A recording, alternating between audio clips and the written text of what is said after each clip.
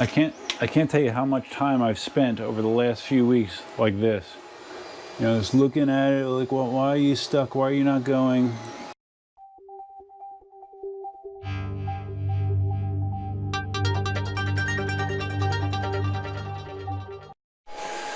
Hey, how you doing? Duff here. I've been grossly negligent in keeping my channel up to date as far as what's going on with the 3D printing side of my universe. I don't remember what it looked like last time I shot a 3D video, but it didn't look like this. Right now we have, this area was pretty much the same. I got my KingSong printing a big deer for Christmas, printing some KingSong 18L kickstands, and my first Prusa MK3S is over here. This is the area that's really changed. I've added a second row to have my Anycubic i3 Megas on. I have another Prusa, and the Prusa that I bought pre-assembled, I bought an MMU2S unit for, and that's what I'm primarily going to be talking about today. I had all sorts of frustration getting this thing to work, and a lot of it has to do with my own lack of research ahead of time.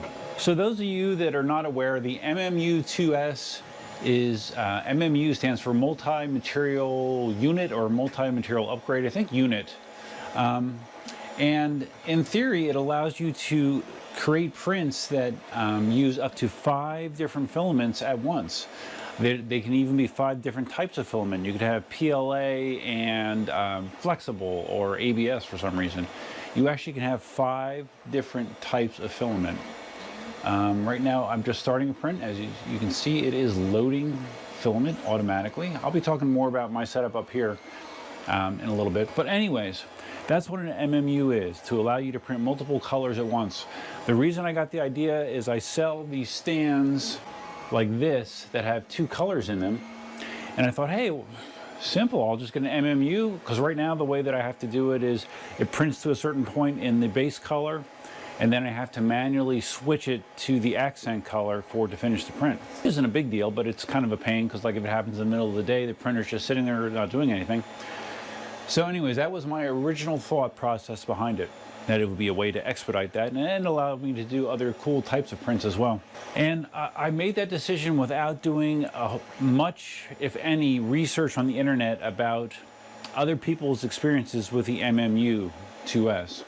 And if you do take the time to do that, you will see a ton of frustration, difficulty getting the unit to work properly.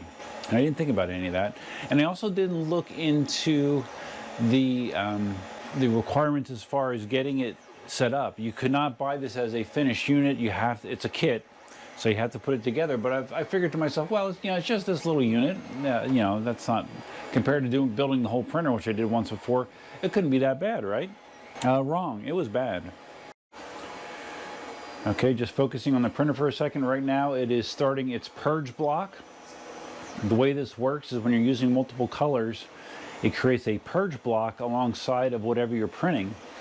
And the purpose of the purge block is to allow it to change colors completely so the colors don't blend into each other. For example, this print I'm doing now is a 2-color sheep, and it's printing the feet first, and it's going to be printing the feet in a darker color, and the body is primarily this white color.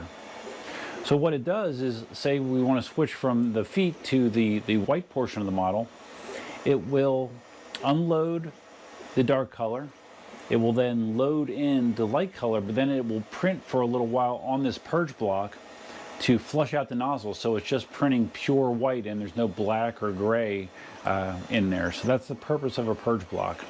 That's one of the drawbacks of printing in multiple colors, is there's a lot of waste. You have your model, and then your purge block is going to be as high as the model. So, and it's also slower, of course, because you're switching back and forth all the time. Okay, so as far as the assembly of the MMU, it was a pain in the ass. Much more work than I expected. I probably spent, I bet I spent somewhere between 6 and 8 hours, probably closer to 8 in total, just getting everything built and the basics. And that wasn't even with it printing correctly. That was just kind of getting it set up. You know, building this isn't too bad, but what I didn't realize is in order to make the MMU work, you have to dig pretty deeply into your extruder assembly. You have to take it apart, you have to replace parts, swap out some sensors. It took a long time, way more tedious than I expected. And in retrospect, I don't think I would do it again. You know, if there was a way to get this pre-built by Prusa, I would do it, but doing it myself, it was just a huge pain in the ass, especially when you factor in all the frustration that I'm going to be talking about afterwards as well. All right, we just got the feet done here. No, we just got the feet started. You can't see it, but yeah. Okay, so anyways, I got it built. You know, it was frustrating. There wasn't anything in particular that was a pain in the ass. It took a lot of time, man. A lot of time, a lot more than I expected. And again, if I would have done more research ahead of time, I would have known that because the internet is filled with people's basic horror stories on getting the MMU set up. So then once I got it set up, then we had to try to print with it. And again, I had a mountain of trouble getting the MMU to switch filaments correctly. That was really the main issue, getting it to load and unload correctly. Prusa includes with the printer this. This is a print buffer.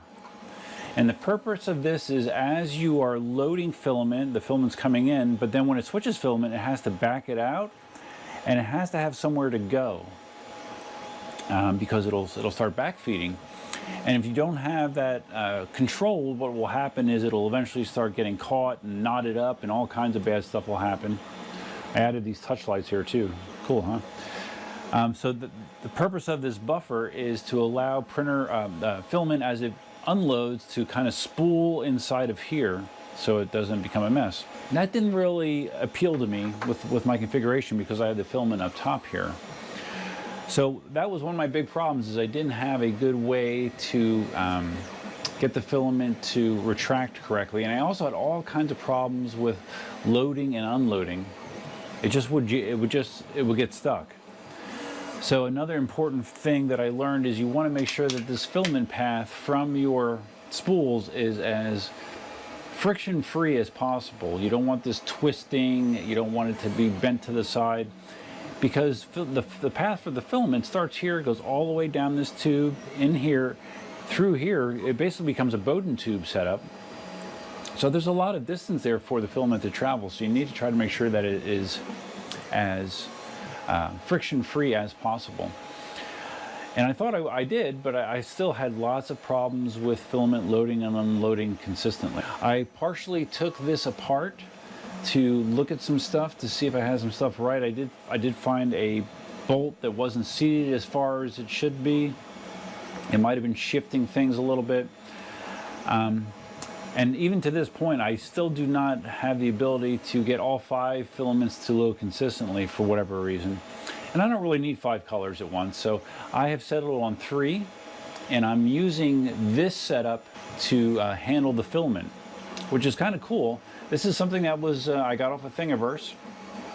And basically what it does is it takes the equipment that's used for the, that Prusa includes with the MMU, which I'm using as trays right now. Basically, in these trays there's some bearings with rods, and you're supposed to stick the filament rolls on that, and then you're supposed to route it through that buffer and then go into the MMU. If you look at Prusa's site, the way that they demonstrate using it is they have a big flat table, and you would need a ton of table space to do it the way that they're talking about, and I didn't have that, so that wasn't a real viable option for me. So anyways, what I did was with this model that I got off of Thingiverse, it uses, these are some of the bearings that are included with the Prusa kit. It uses the bearings and some of the hardware, and you print out, let's see, 1, 2, 3, 1, 2, 3, 4. Yeah, it's like, I think it's like 7 pieces, each spool holder.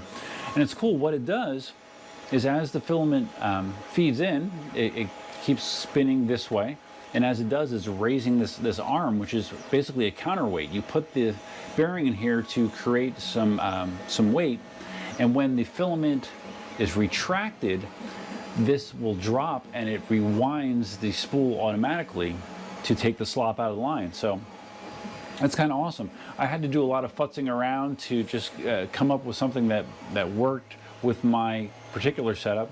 It's actually designed to come out the front here, the way this model is designed, but with my configuration, it actually works better for it back here. You see I have the filament just tie wrapped to the shelf, to the wire shelf, just to hold it in place. And this has actually been working surprisingly well, but it took me a long time to get to this point. I messed around with a bunch of different configurations before that, and it was a hassle. So even now, after hours and hours of troubleshooting and frustration, I still do not have perfect operation of this, especially on, like, I'm using slots 2 through 4 right now. Slot 1 was always problematic for reasons I cannot determine, but still once in a while I have to babysit the spool. Like, it might get stuck, the filament might get stuck, and I have to kind of manually give it a little kick in the ass. But it's definitely better. At least it's workable at this point. But yeah, this costs $300, and you had to build it and spend all that time. So to be quite honest, I don't think if I had to do it over again, I would do it again. Spending that kind of money and that kind of time, it just really hasn't been worth the payoff, at least in my experience. So now, on top of getting this, the MMU, I also bought another pre-assembled MK3S. I got this last week. I'm really liking using the Prusa printers for the stand production. They're fast. They produce better quality prints than my other printers. So they had a 10% off sale on Prusa's site. So I'm like, okay, well, I had the money in my my PayPal account from store sales. I might as well get another one. It arrived pre-assembled, so I like getting them pre-assembled, even though they cost more, because then, in theory, you know, everything should be done right. Well, that was not the case with this one. Right out of the box, my very first print, it started to print, probably printed for 20 minutes or so, and then it threw a unload filament message. It wanted me to unload the filament for some reason. I'm like, okay, well, that's a head scratcher, that's weird. So I unloaded it, and then it just reloaded it right away. It loaded it just fine, and continued printing. But then an hour or two later, same thing. Please unload filament. And it's been doing that since day one. It just will randomly prompt to unload the filament, and you reload the filament, and it's there's something wrong. I've had 2 chats, online chats with Prusa about it. They had me check a bunch of stuff. I've been monitoring the sensor operation through the sensor screen here, and all that. Let's see if it will even turn on right now. Okay, let me just show you where this is. If you go under support, scroll down quite a ways to sensor info. Right here you can see what's going on with your sensors. Your PINDA probe, which is your bed probe, and the IR probe is the filament sensor. So I'm gonna, 0 means it doesn't detect anything, 1 means it does. So right there you see my IR is 0. I put filament in, IR is 1, 0, 1. It's working fine, you would think. But like I said, it would keep prompting for filament, and Prusa support didn't really have any solid ideas. And then I was doing a print, and it ran out of filament. And the way it's supposed to work is once this goes to 0, it stops the print job. It didn't stop. It continued to print, and I came in later, and it was printing a couple inches in the air with no filament. That was a pain. I was trying various steps that Prusa was recommending. I reseated cables. I reset it to factory defaults. I reran the setup routine. I reflashed the firmware on it. None of it helped. And then this morning I came in. I had a print that was going last night. I came in and I had a min temp restart message on the screen, which I've never seen before. So I restarted it like it said, and then I tried to restart the print, and then what it would do is show a min temp bed error. meaning there's something wrong with the bed heating or the thermistor in the bed. Looked it up online. I reseated the thermistor cable as instructed, but again, when I would start a print, it would throw that error very shortly after starting. So it's screwed up. There's something wrong with this thing. The one guy I talked to in the chat, because today was my third chat, one guy said that maybe there's something wrong with the board, the Rambo board in here. Who knows? But I'm done messing with it. I told him, I said, I paid an extra $250 to have this pre-built so I wouldn't have this type of problem. And it's really frustrating. So what they're going to do is they're actually going to issue me a label, a return label. I'm going to throw this in the box, and this is going to get sent back to Prusa, where they will either fix it or send me another printer. That's good. That's the outcome of this. Frustrating, man. Frustrating. Okay, so right now we have one of those situations. It's trying to load the white filament, and it is not. I can see it spinning in here, so usually when that happens, I have to help it. So if I pull this out, you'll see that the filament has started. I have it flashing here. The filament has started to load, but it did not finish. All right, so right now it's trying to back it out. Okay, now I'm gonna get an error. Okay, so it didn't back it out. Okay, welcome to my world of MMU madness. All right, so, and I don't know why it's just the white, this slot is doing it. I mean, the drive wheel is lined up perfectly. So we're gonna, all right, it's gonna back it out. It should now try to, flashing line means it successfully backed it out. Now, if I hit this again, it should try to load it. Oh my God. Yeah, see, I need to troubleshoot this some more because it's really being a pain in the ass. All right, what's it doing? It's backing out. I can't tell you how much time I've spent over the last few weeks like this. Just looking at it like, well, why are you stuck? Why are you not going? Trying to see where the gears are spinning. Probably have neck issues. I've been doing it so much. All right, what are we trying to do? We're trying to back out. Okay, and now you should be trying to feed. All right. And sometimes what you have to do, because what happens is, like, if for some reason it gets stuck, the teeth on the drive gear, on the filament drive gear, will grind down the filament at that spot, and then unless you get it off of that spot, it's not going to be able to move further. So, all right, here we go. This is good. You get to see this in action. All right, we're backing it off again. Okay, I have the orange and green light flashing, which usually means that it's ready to try to load again. Why is it? I'm confused. All right, I have to back that out some more. I'm not sure what it wants to do here. Okay. Okay, now it has definitely grabbed the filament. What the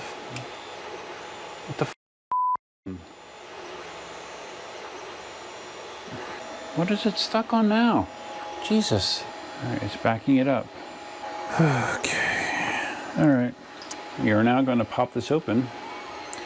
There's two screws that hold this little top section on. They have springs on them.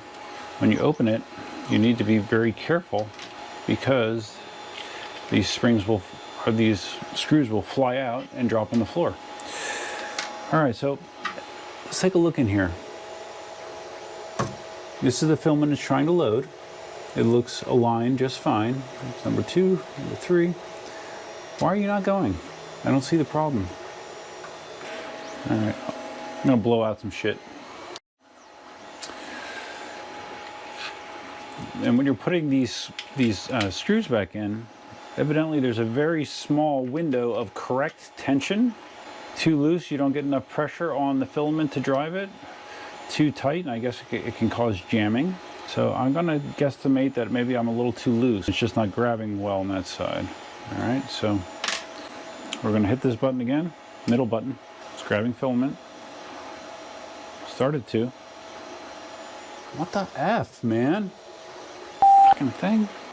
Okay, now it's coming. So I have to quickly get it on here. Okay. All right, so now it's preheating the nozzle. I'm not sure if I had it. These buttons are confusing too. I was hitting, each time I would futz with the filament, I was hitting the middle button, but then it seems like I had to hit the right button to get it to actually complete the operation.